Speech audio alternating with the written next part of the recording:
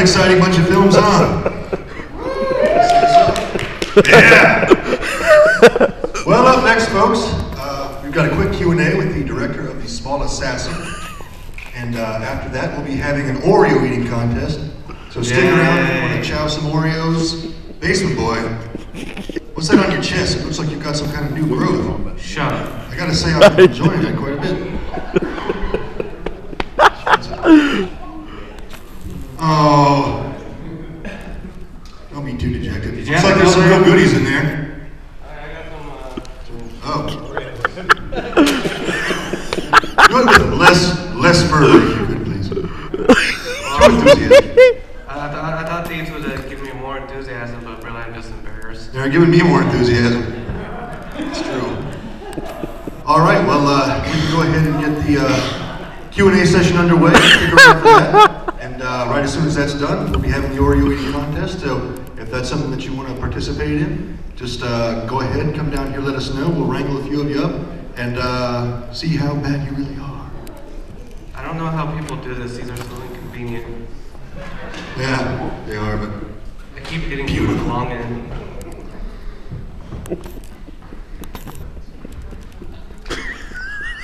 Hey guys. My name's Chris Charles. I was the director of The Small Assassin, second film, and this is John Mosher. I was the producer of the film. Thanks for having us. I was going to open this up to questions from the audience. The Small Assassin is based on a Ray Bradbury short story, right? That's correct. Do you want to tell us anything about the background of the movie and how you chose that? Absolutely. Actually, The Small Assassin is a short story from Dark Carnival, which, interesting enough, we found out about this festival and how, the Dark Carnival was part of the inspiration behind this festival, as well as, I believe it was Lovecraft, right? Yeah, that's correct. So when we found out about it, we thought, wow, what a perfect fit. So we submitted, and we're really happy to get accepted. But the way the project started is the executive producer and cinematographer chose the story. All of us had read a lot of Bradbury and were really passionate about the work. And we actually reached out to Ray Bradbury, and he gave us permission to shoot the story and encouraged us to do so. And so we shot the film. Yeah, and we wanted to keep it in the story was originally published in 1947, so we wanted to keep it, true to the period, not only to be authentic to the story, but also because the postpartum psychosis that the female lead experiences was sort of a non-diagnosable illness at the time, or at least they didn't know as much about it, so it just made more sense to keep it back then as part of her character arc. Does anybody have any questions they want to ask these guys while they're up here?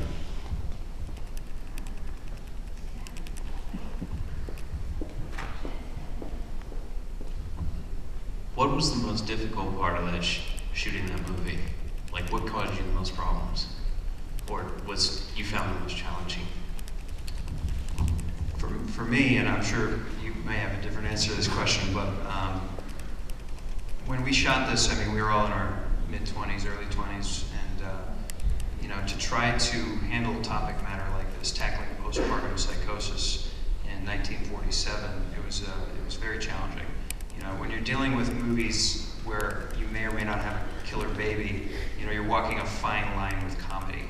So one thing that we had to try to figure out, especially in post-production, was the proper tone for the film, and what to show and what not to show. There is actually a version of this film, I think it was done in the 80s, I want to say. Yeah. BBC, made for TV, little short, and they actually had little baby point of view shots as he's scurrying down the hall, and it was just really silly, and we've seen stories like this before. So for me, creatively, it was very challenging to establish the tone. And we had a great composer who really brought the darkness through with the score, and we did a lot of work in post-production to darken up the look of the film, and work with sound design and everything. But that was definitely a challenge. Logistically speaking, obviously dealing with the babies was difficult. That's scheduling around them, and sometimes you have to do shoots at 4 o'clock in the morning, and babies, you can't reason with them the same way you can with adult actors. And then of course it spans from fall So kind of cheating fall for spring and doing the snow and stuff like that was challenging. We did have a winter shoot where we dealt with some of the snow aspects, but the majority of the film was shot in the fall, and we had to kind of double spring and in the autumn, and so that was sort of a scheduling challenge. What to shoot first, and you want to do it chronologically for your actors so that they can kind of feel the character arc that they're performing, but you can't always do that logistically based on the look and the aesthetic needs of the production. So that was a challenge, and as Chris mentioned, sort of figuring out exactly when in the movie it's okay to sort of bring out the utter ridiculousness of what these characters are thinking, and you got somebody that believes that the baby is a murderer, and eventually you try to build as much tension as possible, but every now and again you have to have those moments where you can just release and sit back and allow the audience to kind of take in that it is a little ridiculous. Definitely not looking forward to working with a baby anytime soon. That was tough. Anybody else? I've got one. Did you have any problems finding somebody that was willing to let you use their baby, cast their baby for the part? Actually, no. We're from Chicago. We actually drove out to be here today, and when we started casting, we had a ton of people through a couple of agencies that brought in babies, and you can't really audition a baby. You bring them in and you just sort of look at them and make sure that they're the right look that you're going for. We actually cast 3 different babies for this film. We had a newborn baby that you saw in the car, and we had the main baby, and we also had a slightly older baby that kind of got cut out of the movie because he wasn't really that necessary. But we had plenty of options.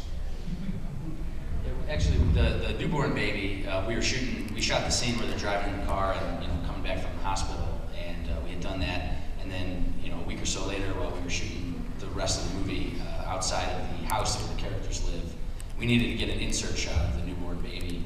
We were figuring out how to cast the baby, so on and so forth, and some lady came walking down the street with a stroller, and the lady that owned the house actually knew her, and so we kind of cast that baby on the spot, and say, hey, come over here, can we get a shot of your baby real quick? And she was cool with it, and so that saved us from having to reschedule that shot and get a baby from the casting agency or something like that. So this story is part of an anthology. Do you guys have any plans to do any more from that Dark Carnival anthology, or no? It's possible. Ray Bradbury has seen the film and is a big fan of it, and has encouraged us to screen at festivals and seek distribution. So we're actually in talks with a couple of distributors, and we've talked about maybe doing some more Bradbury stories in the future. At the moment, we're focusing more on features. We have a feature film that's out right now called Chicago Overcoat. So if you guys like this, you got Netflix or Redbox or Blockbuster Express, you can check that out. It's a gangster movie set in Chicago, contemporary, and it's got some actors from The Sopranos in it. But we would certainly be really interested in revisiting, possibly doing some more Bradbury shorts or even features in the future. His work is terrific. Okay, is there any other questions? One more.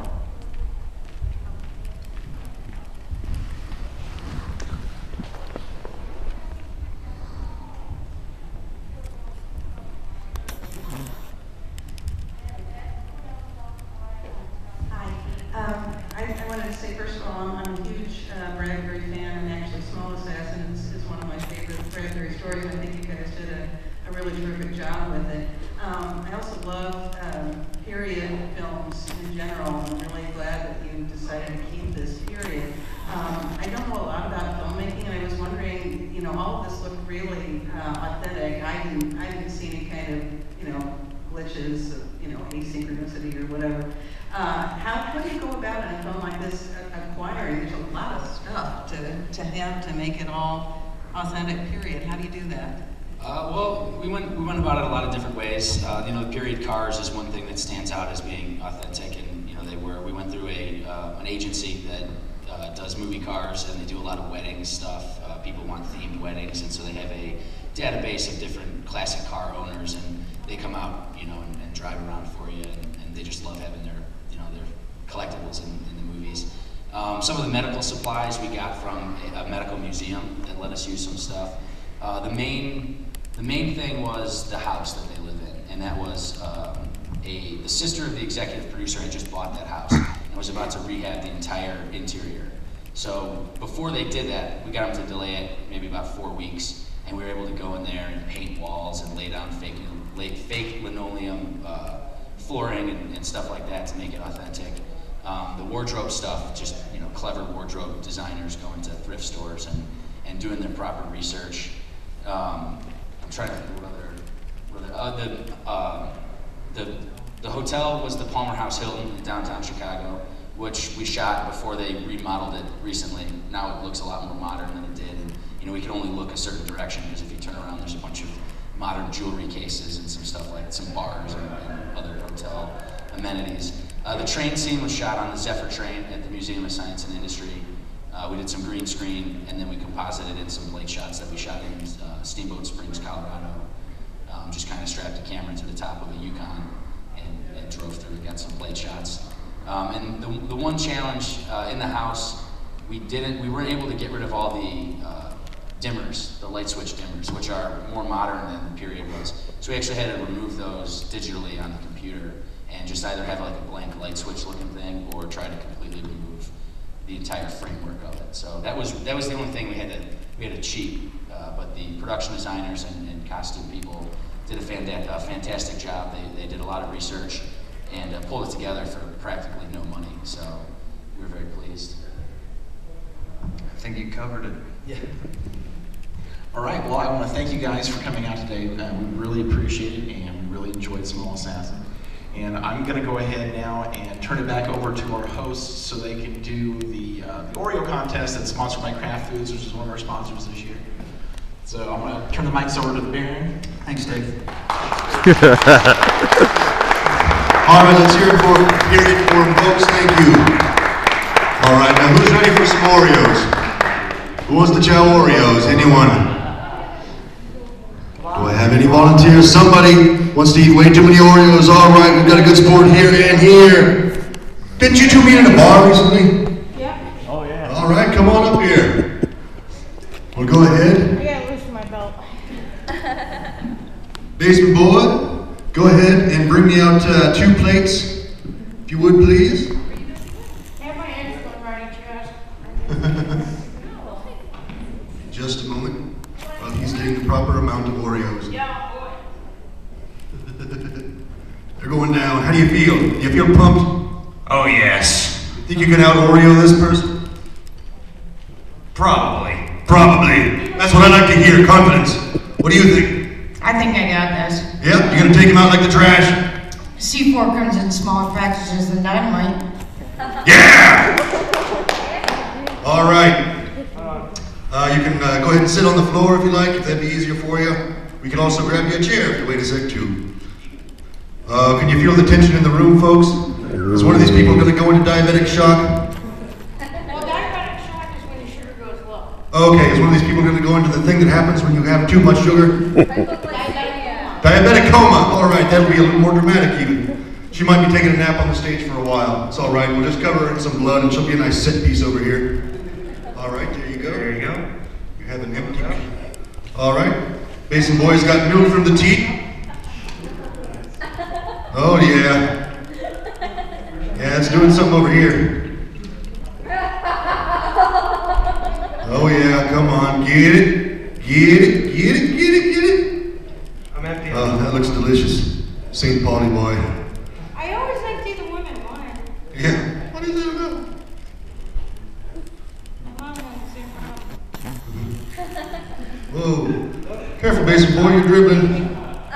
You know, this is the process of nature. Can't be afraid of it. All right, I think we're gonna have to give Cole a little too. I'm sorry. Oh, did you already get it? Okay. Even it out. Well, your breasts hold just enough milk for both people. Exactly 1 8 fluid ounce cup apiece. All right. Go ahead. I would go ahead, sit down Indian style there. Assume the positions. That's cross-legged. Cross-legged. Sorry, I didn't mean to make a racist sitting comment. All right. Ready? You can use your hands. It doesn't have to be like, no, you can. It doesn't have to be like Stand By Me style or anything. You can use it. And 1, 2, and 3. All right, eat it, eat it, eat it, eat it, drink it, drink it, eat it, drink it, eat it, drink it, eat it, drink it. Yeah, you can do it. 2. Come on, just swallow that whole like the Asian kids do. We got 4 on this side. Come on, come on, come on, come on, come on, come on, come on, come on, come on, come on.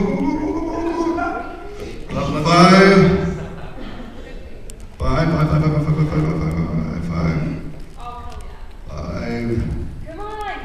6. Can I help you? 6, 7, 8. Damn right. This is what I like to see. We are witnessing history.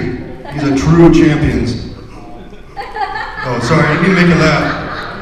I'll start saying things that aren't funny. Wait, are we actually timing this or something? I think it's per number of cookies. Oh, okay. So whoever gives up. Or if you give up, if you tap out, you're out. But on to the not funny stuff. You know, I think the reason why American capitalism has failed is because of Reagan and Bush 1 and Clinton era corporate deregulation. I think is really the major factor. So now, you know, whereas before these things were policed properly, and it was impossible for, say, a textile company to manufacture its wares overseas, paying foreign workers much less than they deserve. It's that kind of thing that's kept. Yes, please, Mr. Dark, help yourself.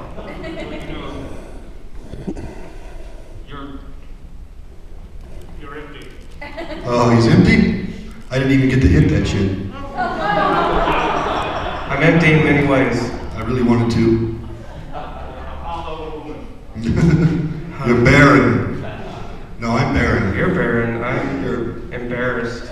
Yeah, you're embarrassed. Look at me. Actually, you're embarrassed, not me. No, it looks like you're standing proud. Yeah, I don't know. I'm hanging proud at the moment, more like.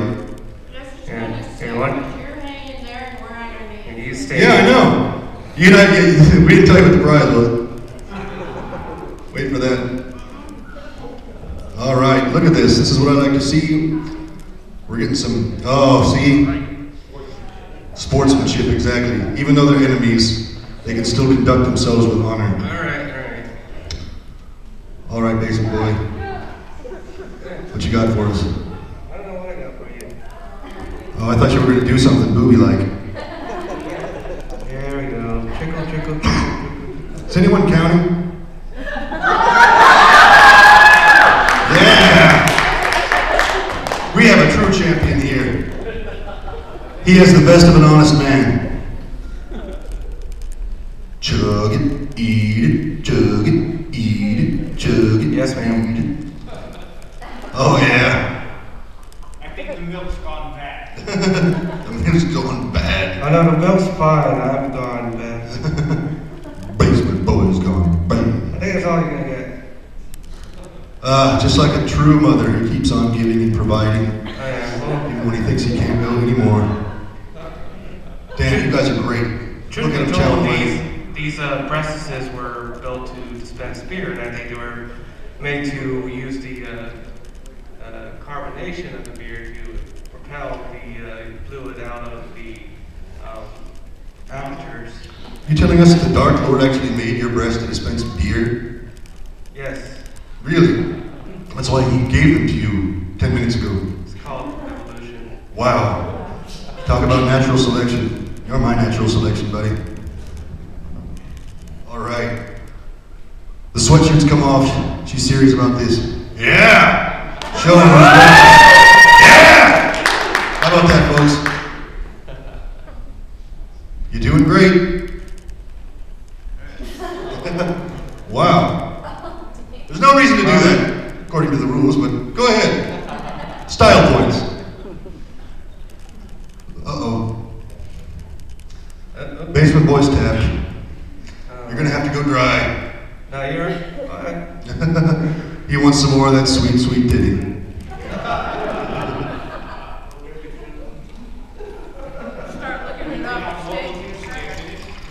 Yes, we will, but there's still a little ways to go.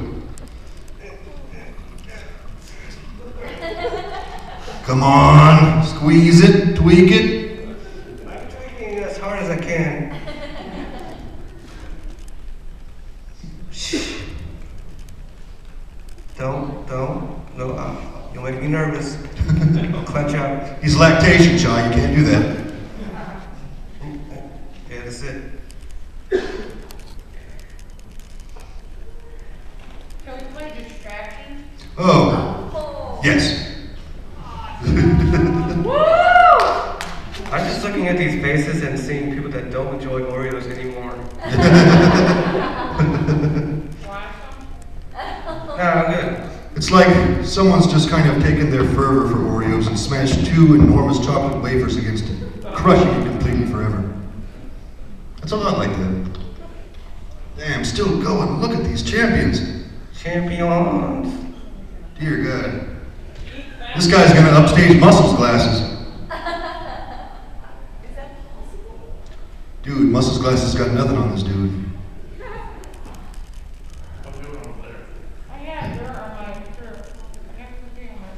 It's okay, you don't have to get every last crumb up off your shirt. It might actually be dirt. We kind of dropped some on the floor while preparation. Yeah, it's okay. But you know, 5-second rule, that's clean dirt. Mm-hmm.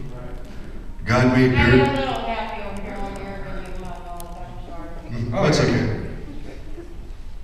I got happy too. It's never gonna stop being funny. This could be the rest of the festival. I can just stand here for 6 more hours. How you folks doing? You can conduct a choir with that. I'm going to.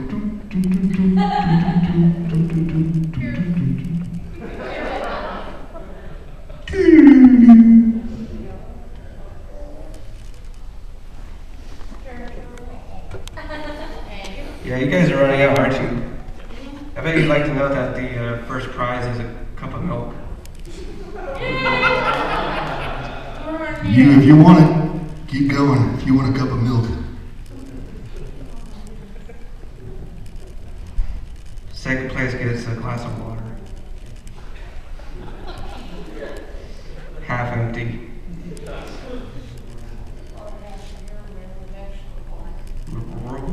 I'm sorry, I can't hear you. You have Oreos in your mouth. Ooh. I'm not taking that as much of an insult. You know, she can kick ass in an Oreo eating contest and wisecrack at the same time. That's difficult. I admire that. You should do what we do. You just need to be zombified or some such thing.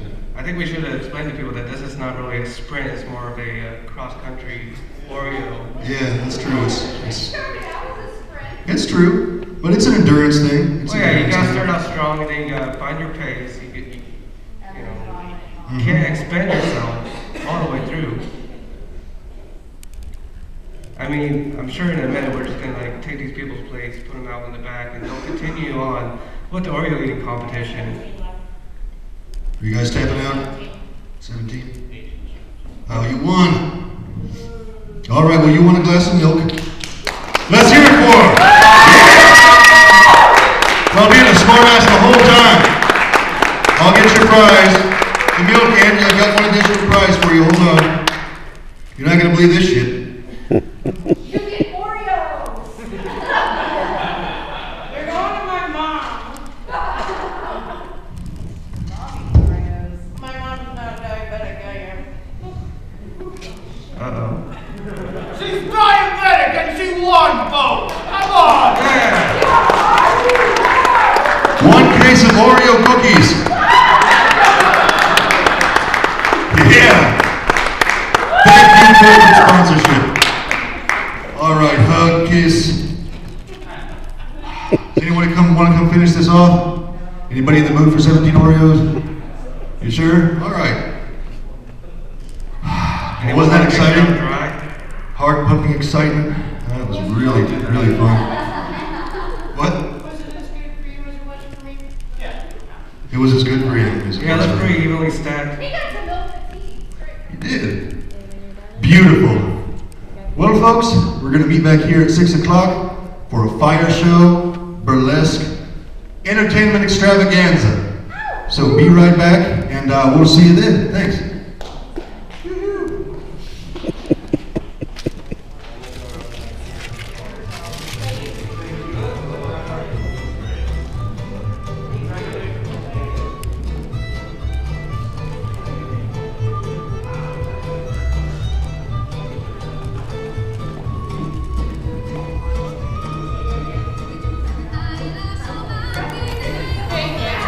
Is it still recording? Shut off, dude.